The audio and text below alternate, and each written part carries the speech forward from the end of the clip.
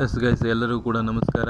ನೋಡಿ, ನಿಮಗೊಂದು ಒಳ್ಳೆ ಗುಡ್ ನ್ಯೂಸ್, ಖುಷಿ ವಿಚಾರ ಬರ್ತಾ ಇದೆ ಗೈಸ್. ನೋಡ್ಬೋದು ನೀವು ಇಲ್ಲೆಲ್ಲ ನೋಡ್ಕೋಬೋದು. ಓಕೆ, ಇದ್ರ ಬಗ್ಗೆ ನಾನು ನಿಮಗೆ ಸಂಪೂರ್ಣವಾಗಿ ಮಾಹಿತಿಯನ್ನು ಕೊಡ್ತೀನಿ. ಇವಾಗ ನೋಡಿ, ಆರ್ ಎಫ್ ಒ ಅಂತಂದರೆ ಏನು ಗೊತ್ತಿದ್ದಲ್ಲ ನಿಮಗೆ, ರೇಂಜ್ ಫಾರೆಸ್ಟ್ ಆಫೀಸರ್. ಓಕೆ, ಅದ್ರ ಮತ್ತು ಈಗ KFD ಅಂತಂದರೆ ಕರ್ನಾಟಕ ಫಾರೆಸ್ಟ್ ಡಿಪಾರ್ಟ್ಮೆಂಟ್. ಇದ್ರ ಬಗ್ಗೆ ನಿಮಗೆ ಅಫಿಷಿಯಲ್ ಮಾಹಿತಿ ಬಂದಿದೆ. ಅದು ಏನು ಎತ್ತ ಅಂತೇಳಿ ನಿಮ್ಗೆ ಸಂಪೂರ್ಣವಾಗಿ ಮಾಹಿತಿ ಕೊಡ್ತೀನಿ. ಸೊ ಯಾರು ಚಾನಲ್ಗೆ ಹೊಸಬರಾಗಿದ್ದರೆ ಸಬ್ಸ್ಕ್ರೈಬ್ ಮಾಡಿಕೊಳ್ಳಿ ಇದೇ ರೀತಿ ಹೆಚ್ಚಿನ ಅಪ್ಡೇಟ್ಗಳಿಗಾಗಿ. ಸೊ ವಿಡಿಯೋನ ಇಷ್ಟ ಆಗಿತ್ತು ಅಂದರೆ ಒಂದು ಲೈಕ್ ಕೊಟ್ಟು ಮುಂದೆ ಬನ್ನಿ ಇವಾಗ ನೋಡ್ತಾ ಹೋಗೋಣ. ಎಸ್ ಗೈಸ್, ನೋಡ್ಬೋದು ನೀವು ಕರ್ನಾಟಕ ಫಾರೆಸ್ಟ್ ಡಿಪಾರ್ಟ್ಮೆಂಟ್ ಕಡೆಯಿಂದ ಏನಿದೆ ಮಾಹಿತಿ ಅಂತೇಳಿ. ಸೊ ಸಂಪೂರ್ಣವಾಗಿ ತಿಳಿತಾ ಬರೋಣ. ಏಕೀಕೃತ ಸಾರ್ವಜನಿಕ ಕುಂದುಕೊರತೆ ಸಾರ್ವಜನಿಕ ಕುಂದುಕೊರತೆ ನಿರ್ವಹಣಾ ತಂತ್ರಾಂಶದಲ್ಲಿ ದಾಖಲಾಗಿರುವಂತಹ ಮನವಿ ಪರಿಶೀಲನೆ ಉತ್ತರ ಸಲ್ಲಿಸುವ ಬಗ್ಗೆ ಅಂತ ಇದೆ. ಮುಖ್ಯ ಅರಣ್ಯ ಸಂರಕ್ಷಣಾ ಅಧಿಕಾರಿ ಕಾನೂನು ಕೋಶ ಬೆಂಗಳೂರವರ ಕಚೇರಿ. ಇನ್ನು ಸಂಪೂರ್ಣವಾಗಿ ನೋಡ್ಬಿಡೋಣ ಗೈಸ್ ಏನೇನಿದೆ ಅಂತೇಳಿ. ನೋಡ್ಕೊಬೋದು ನೀವು. ಪ್ರಧಾನ ಮುಖ್ಯ ಅರಣ್ಯ ಸಂರಕ್ಷಣಾಧಿಕಾರಿ, ಇದು office of the principal chief conservation of forest. ನೋಡಿ, ಇದು ಯಾವ ರೀತಿ ಫೇಕ್ ಅಲ್ಲ, ಇದು ಬಂದಿರತಕ್ಕಂಥ ಅಪ್ಡೇಟ್. ಇವಾಗ ಆಲ್ರೆಡಿ ನೋಡ್ಬೋದು ಕಳಿಸಿರ್ತಕ್ಕಂಥ ಫ್ಯಾಕ್ಸ್. ಎಸ್, ಮೇಲಿನ ವಿಷಯಕ್ಕೆ ಸಂಬಂಧಪಟ್ಟಂತೆ ಪ್ರಧಾನ ಮುಖ್ಯ ಅರಣ್ಯ ಸಂರಕ್ಷಣಾಧಿಕಾರಿ ಬೆಂಗಳೂರವರ ಅನಧಿಕೃತ ಟಿಪ್ಪಣಿಯಲ್ಲಿ ತಿಳಿಸಿರುವಂಥ ಏಕೀಕೃತ ಸಾರ್ವಜನಿಕ ಕುಂದುಕೊರತೆ ನಿರ್ವಹಣಾ ತಂತ್ರಾಂಶದಲ್ಲಿ ದಾಖಲೆಯಾಗಿರುವಂತಹ CPGRAMS ಅರ್ಜಿಗಳನ್ನು ವಿಲೀನಗೊಳಿಸುವಂತೆ ಕಚೇರಿ ಪಾತ್ರದಲ್ಲಿ ಕೋರಲಾಗಿದೆ. ಈ ಕಚೇರಿಯಲ್ಲಿ ಸ್ವೀಕೃತವಾಗಿರುವ ಅರ್ಜಿ ಸಂಬಂಧಿಸಿದಂಥ ಮಾಹಿತಿ ಈ ಕೆಳಗಿನಂತೆ ಒಂದು ಕೊಡಲಾಗಿದೆ ಅಂತ ಅರ್ಥ. ಈ ವಿಷಯ ಏನಪ್ಪ, ಅದರ ಬಗ್ಗೆ ಇದೆ ಅಂತಂದರೆ ನೋಡ್ಕೋಬೋದು ನೀವು. ವಿಷಯನ ಸಂಪೂರ್ಣವಾಗಿ ನೋಡ್ಕೊಳ್ಳಿ. ಅರಣ್ಯ ಇಲಾಖೆಯಲ್ಲಿ ಖಾಲಿರುವಂತಹ ವಲಯ ಅಧಿಕಾರಿ ಅಂತ ಕರಿತೀವಿ, RFO ರೇಂಜ್ ಫಾರೆಸ್ಟ್ ಆಫೀಸರ್ ಅಂತ ಕರಿತೀವಿ, non-HK. ಮತ್ತು ಉಪ ವಲಯ ಅರಣ್ಯಾಧಿಕಾರಿ DRFO ಅಂತ ಕರಿತೀವಿ. DRFO ಅಂದರೆ ಡೆಪ್ಯೂಟಿ ರೇಂಜ್ ಫಾರೆಸ್ಟ್ ಆಫೀಸರ್ ಅಂತೇಳಿ. ಈ ನೇಮಕಾತಿ ಮಾಡುವ ಕುರಿತು as per KFD annual report 2023-24 ಅನುಸಾರವಾಗಿ ಮಾಹಿತಿಯನ್ನು ಕೋರಲಾಗಿದೆ. ವಲಯ ಅರಣ್ಯಾಧಿಕಾರಿ RFO HK ಪ್ರಧಾನ ಮುಖ್ಯ ಅರಣ್ಯ ಸಂರಕ್ಷಣಾಧಿಕಾರಿ, ಅರಣ್ಯ ಪಡೆ ಮುಖ್ಯಸ್ಥರು ಹಾಗೂ ಆಯ್ಕೆ ಪ್ರಾಧಿಕಾರ ಬೆಂಗಳೂರವರ ಕಚೇರಿ ಅಧಿಸೂಚನೆ ಸಂಖ್ಯೆ ನೋಡ್ಕೋಬೋದು ನೀವು ಇಲ್ಲಿ ಆಗಿರತಕ್ಕಂಥದ್ದು. ನೆಕ್ಸ್ಟ್ 15/10/2022 ಪತ್ರದಲ್ಲಿ ಕಲ್ಯಾಣ ಕರ್ನಾಟಕ ಸ್ಥಳೀಯ ವೃಂದದ 10 ಹುದ್ದೆಗಳಿಗೆ ಅಧಿಸೂಚನೆಯನ್ನು ಹೊರಡಿಸಲಾಗಿತ್ತು. ಪ್ರಸ್ತುತ ನೇರ ನೇಮಕಾತಿ ಪ್ರಕ್ರಿಯೆ ಚಾಲ್ತಿಯಲ್ಲಿದೆ. ಕಾಣ್ತಿರ್ಬೋದು ನಿಮಗಿಲ್ಲ. ಪ್ರಸ್ತುತ ನೇರ ನೇಮಕಾತಿ ಪ್ರಕ್ರಿಯೆ ಚಾಲ್ತಿಯಲ್ಲಿದೆ ಗೈಸ್. ಯಾವಾಗ ಬೇಕಾದರೂ ನಿಮಗೆ ಅಪ್ಲಿಕೇಶನ್ ಹಾಕೋಕ್ಕೆ ಇದು ಕೊಡ್ಬೋದು, ಡೇಟ್ನ ಕೊಡ್ಬೋದು. ಒಟ್ಟಿನಲ್ಲಿ ನೀವು ರೆಡಿಯಾಗಿರಿ ಅಷ್ಟೇ, ರೆಡಿ ಆದರೆ ಸಾಕು ನೀವು. ನೋಡಿ, RFO non-HK ಬಗ್ಗೆ ಹೇಳ್ತಾರೆ ಇಲ್ಲಿ. ಅರಣ್ಯ ಇಲಾಖೆಯಲ್ಲಿ ಉಳಿಕೆ ಮೂಲದ ವೃಂದ 31 ನೇರ ನೇಮಕಾತಿ ಕೋಟಾದ ಹುದ್ದೆಯಲ್ಲಿ ಸರ್ಕಾರದ ಅಧಿಸೂಚನೆ ಸಂಖ್ಯೆ 29/4/2022 ಏನಾಗಿತ್ತಲ್ಲ, ಅಲ್ಲಿ ಉಳಿಕೆ ವೃಂದದ ಹುದ್ದೆಗಳು ಕೂಡ ಇದ್ದು ಅವುಗಳನ್ನ ಸೇರಿಸಿ ನಿಮಗೆ ಇವಾಗ ನೇಮಕಾತಿ ಮಾಡ್ತೀವಿ ಅಂತ ಹೇಳಿದ್ದಾರೆ. ಓಕೆ, ಮತ್ತು 26 ವಲಯ ಅರಣ್ಯಾಧಿಕಾರಿ ಹುದ್ದೆಗಳಿಗೆ ಕೂಡ ನೇರ ನೇಮಕಾತಿ ಪ್ರಕ್ರಿಯೆ ಭರ್ತಿ ಮಾಡಿಕೊಳ್ಳಲು ಇದು ಕಳಿಸಿರ್ತಕ್ಕಂಥ ಒಂದು ಫ್ಯಾಕ್ಸ್ ಆಗಿರ್ತದೆ. ಓಕೆ, ಪ್ರಸ್ತುತ ಚಾಲ್ತಿಯಲ್ಲಿರುವಂತಹ ನೇಮಕಾತಿ ಹಾಗೂ ಈ ಸಂಬಂಧ ಸರ್ಕಾರ ಆದೇಶಗಳು ಸುತ್ತೋಲೆ ಅನುಸಾರ ನೇರ ನೇಮಕಾತಿ ಪ್ರಕ್ರಿಯೆಗಳನ್ನು ಕಾಲಕಾಲಕ್ಕೆ ನಡೆಸಲಾಗುವುದು ಅಂತ ಹೇಳಿದ್ದಾರೆ. ಅದರಂತೆ ಅರಣ್ಯ ಇಲಾಖೆಯಲ್ಲಿ ನೇರ ನೇಮಕಾತಿ ಪ್ರಕ್ರಿಯೆ ವಿಳಂಬವಾಗುವುದಿಲ್ಲ. ಇದು ನಿಮಗೆ ಗಮನವಿರಲಿ ಗೈಸ್. ಓಕೆ, ಇದು ನೆನ್ಪಿಟ್ಟುಕೊಳ್ಳಿ ನೀವು.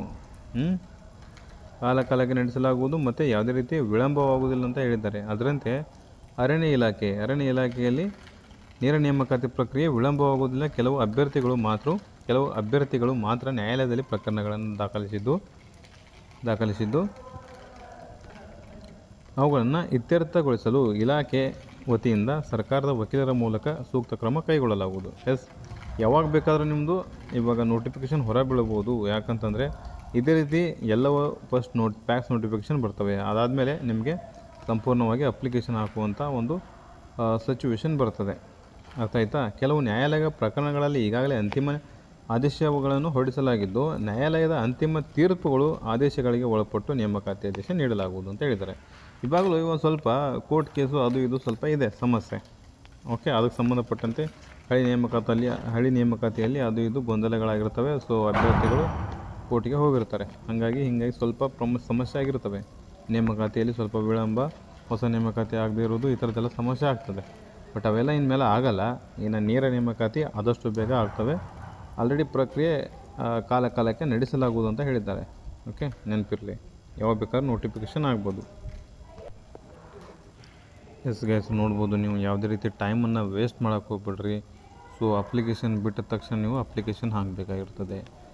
ಬಿಟ್ಟರೆ ಇವಾಗ ಏನಾಗ್ತದೆ ಅಂತಂದರೆ ನೋಡ್ಬೋದು, ಯಾವುದೇ PC ಕರೆದಿದ್ದಾರೆ ಅಥವಾ DAR ಕರೆದಿದ್ದಾರೆ. ಸೊ ಇದಕ್ಕೆ ಸಂಬಂಧಪಟ್ಟಂತೆ ಪ್ರಾಬ್ಲಮ್ ಆಗ್ತವೆ ಮುಂದೆ.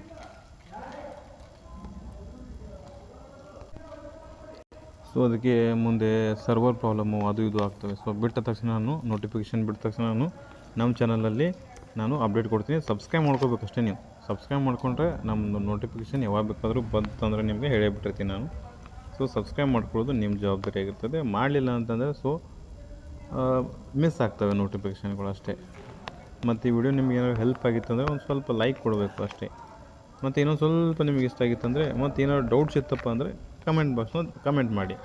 ಒಂದೇನಾದರೂ ಕಮೆಂಟ್ ಮಾಡಿ, ಈ ವಿಡಿಯೋ ಬಗ್ಗೆ ಏನಾದರೂ ಕಮೆಂಟ್ ಮಾಡಿ. ಒಂದು ನೇಮಕಾತಿ ಹೇಗೆ ಅನ್ನಿಸ್ತು, ಇದು ಫೇಕಾ ಅಥವಾ ರಿಯಲ್ಲ, ಆಮೇಲೆ ಇದ್ರ ಬಗ್ಗೆ ಮತ್ತು ಏನಾದರೂ ಡೌಟ್ ಇತ್ತಂದರೆ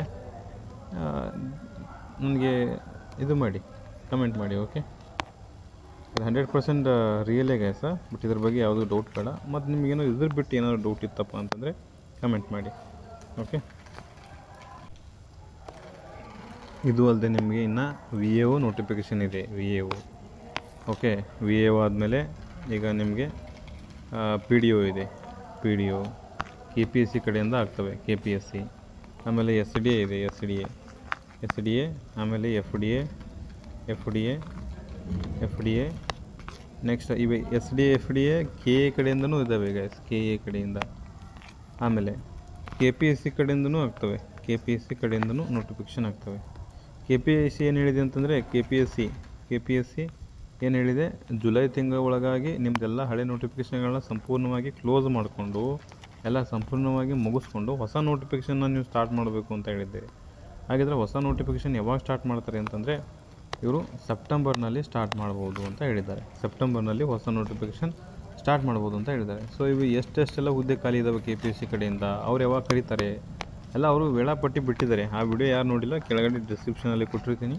ಸೊ ನಮ್ಮ ವಿಡಿಯೋ ನೋಡಿಬಿಟ್ಟು ನಾವು ವಿಡಿಯೋಲ್ಲಿ ಸೆಕ್ಷನ್ಗೆ ಹೋಗಿದ್ರೆ ನಿಮಗೆಲ್ಲ ಸಿಗ್ತಾವೆ, ಎಷ್ಟೆಷ್ಟು ವಿಡಿಯೋ ಬಿಟ್ಟಿದ್ದಾರೆ, ಎಷ್ಟೆಷ್ಟು ನೇಮಕಾತಿಯಲ್ಲಿ ಖಾಲಿ ಇರುವಂತಹ ಒಂದು ಟೈಮ್ ಟೇಬಲ್ ಬಿಟ್ಟಿದ್ದಾರೆ ಅಂತೇಳಿ ನಿಮಗೆಲ್ಲ ತಿಳಿಸ್ಬಿಟ್ರಿ. ಅದನ್ನು ನೋಡಿರಿ. ಮತ್ತು KA ಕಡೆಯಿಂದ ಆಲ್ರೆಡಿ ಅದು ನೋಟಿಫಿಕೇಷನ್ ಏನಂತಂದರೆ ಸುರಿಮಳೆಗಳೇ ಆಗ್ತವೆ. ಅವು ಕೂಡ ಸೆಪ್ಟೆಂಬರ್ನಲ್ಲಿ ಸ್ಟಾರ್ಟ್ ಆಗ್ತವೆ. ಆಲ್ರೆಡಿ ಈಗ ಆಗಿದ್ದಾವೆ ಕೆಲವೊಂದಿಷ್ಟು. ಜೂನ್ 20ಕ್ಕೆ ಆಗ್ತದೆ ಅಂತ ಹೇಳಿದರು. ಸೊ ಆಗಿದೆ ಆಲ್ರೆಡಿ ಒಂದು PC. ಆಮೇಲೆ PC ಆದಮೇಲೆ DR ಕೂಡ ಆಗಿದೆ 22ಕ್ಕೆ.